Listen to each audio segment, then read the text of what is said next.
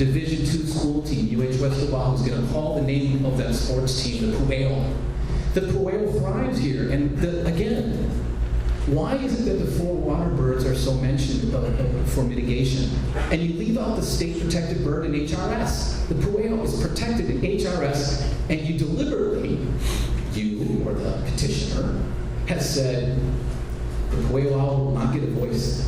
See, when you develop on 5-10 acres at a time, the bird gets screwed, and nobody gives a rip. But when you do 1,500 acres of where it nests, of where it forages, of where it thrives, and it's the last place on the Ewa Plain, the only place on the Ewa Plain. So in 05, 07, 09, I wrote Ewa Development Plan language for Rep. Kim Pine at the time, and it says Pueo owl. I did it for Rep. Kavanilla, it says Pueo owl. I have been on this Pueo owl since I moved here in 1997, and I want to tell you this, is that the elected officials of the area have been asking you folks that make the decisions, because the DLNR has not been asked by the petitioner to even quantify that the bird exists. So when you tell me there's 4 endangered birds in 1,500 acres, pretty much everyone behind me has seen that bird hover over this very land in their lifetime. And to name the UH West Oahu campus after that bird, and then everyone here behind me say, see ya, because the acreage bigger than that burned up the hill 2 months ago. So if they live up in the hills, that was fried. Hoopili, see ya. Where's the home for the Pueo owl? The blast zone. Something happens in the blast zone, who cares about the Pueo owl? Who's going to speak up for the Pueo owl, the voiceless creatures? Who? Any Native Hawaiian in here going to speak up for the Pueo owl who's for Hoopili? Summarization. It is your due diligence. Due diligence. That because the document before you of the petitioner has not even mentioned Pueo owl, ask yourself this: has the state of Hawaii, Department of Land and Natural Resources, done any investigation of that bird inhabiting that habitat? And the answer is none. So in my 11, 13 years in government, personally calling up the DLNR, pleading with them to tell the public, you got owls there, folks. It's a ground nesting bird, and the last entity that's going to tell you the bird is there is the air order. So do something about it and put it in there, a contingency, a requisite, please. Do not advance this until you can at least give this UH West Oahu Division II school's name, the Pueo. Give it a little bit of credence, will you? Please. Because otherwise it's a joke. And call this campus the Pueo and do what you're doing with this bird. Shame on us. Thank you. Any questions?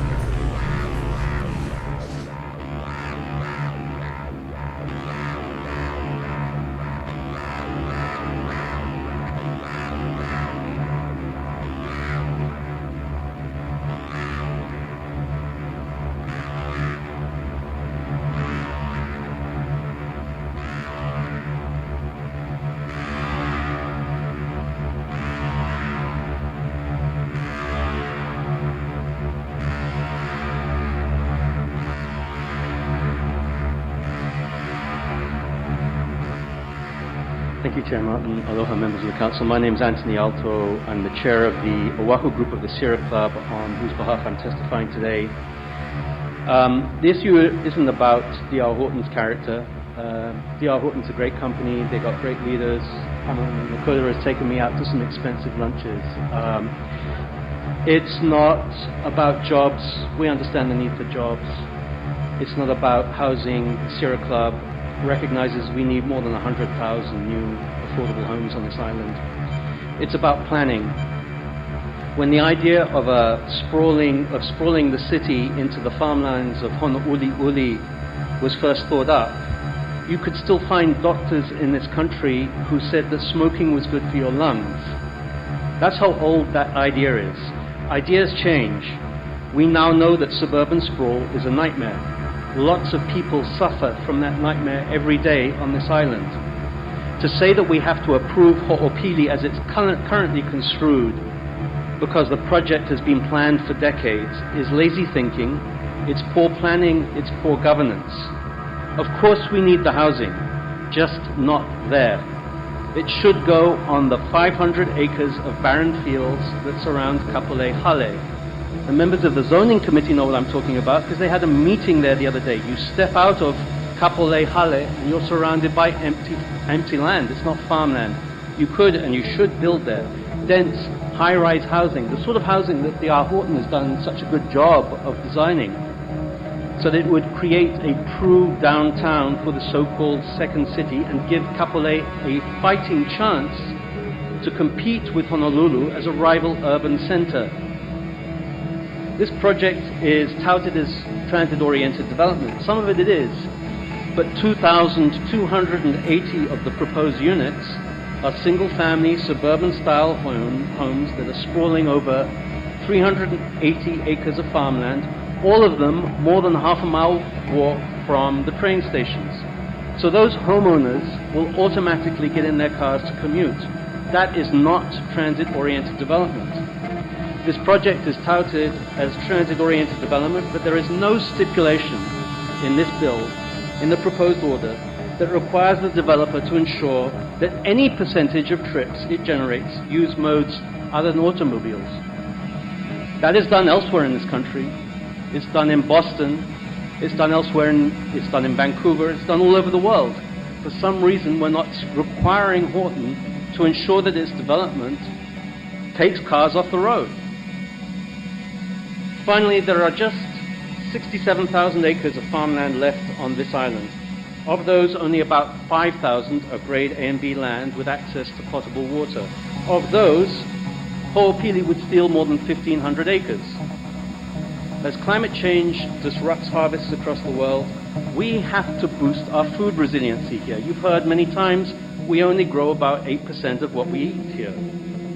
If we don't do that, we will not just be saddling future generations with nightmare traffic and ugly and outdated development patterns that undermine tourism, we will be undermining our ability to adapt and survive.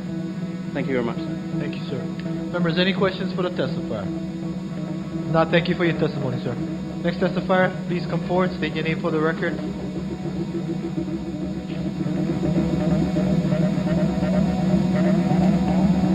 Aloha, Chair and members. My name is Tom Berg, and I come from 96706.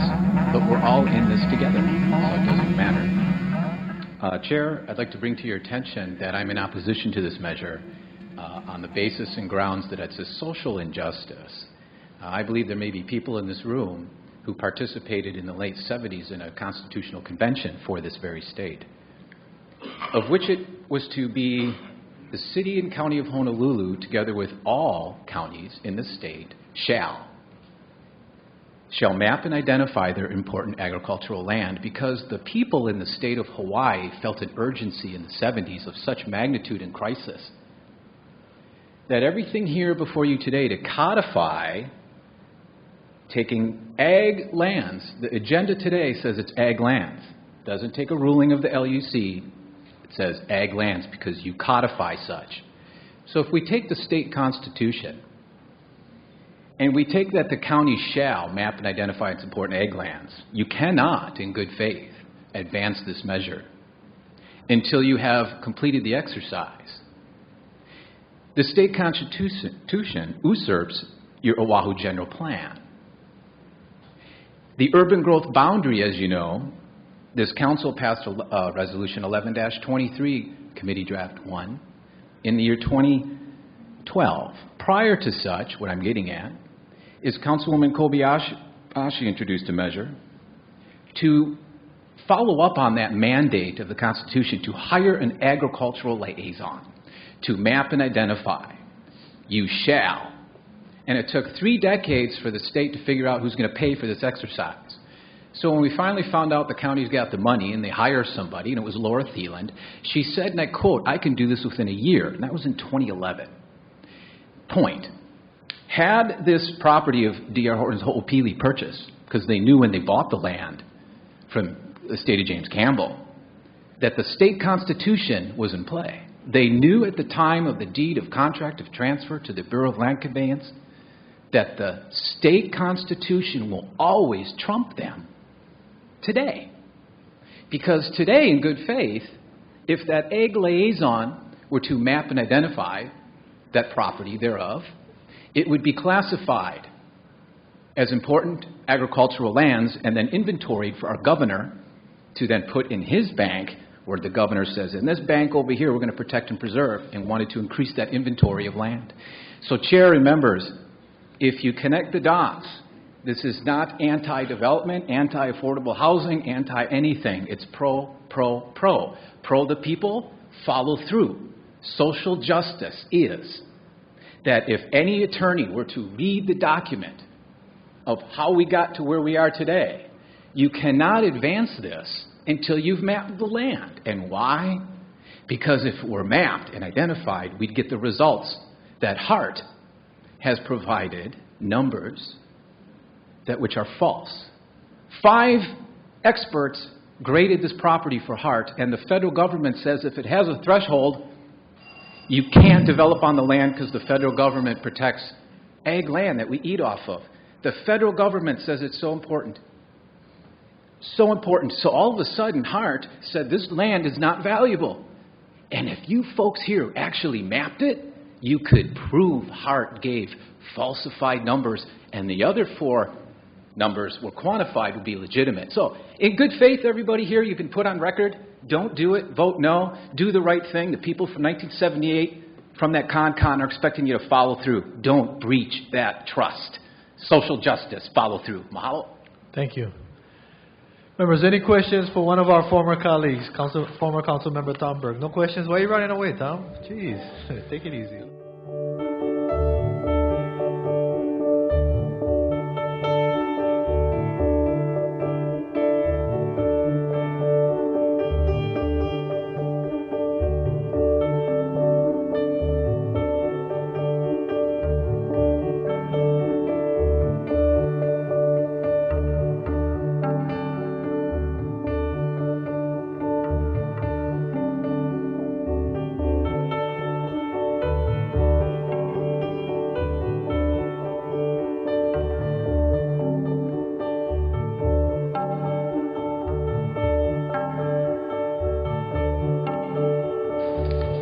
Councilmember Berg, good morning.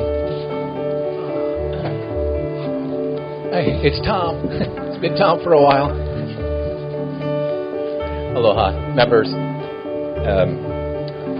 There are others with more expertise. I'm opposed to this, but there are others with more expertise on the subject matter I'm going to bring up. And I bring it up for the following reason. At the Planning Commission meeting, of which I did testify on at the Department of Wine Homelands at its headquarters, it was about the Pueo owl. Ironically, the UH West Oil campus, its mascot is the Pueo. I came here in 1997, and that owl's been talking to me ever since. Maybe that's why I'm a little moody, huh?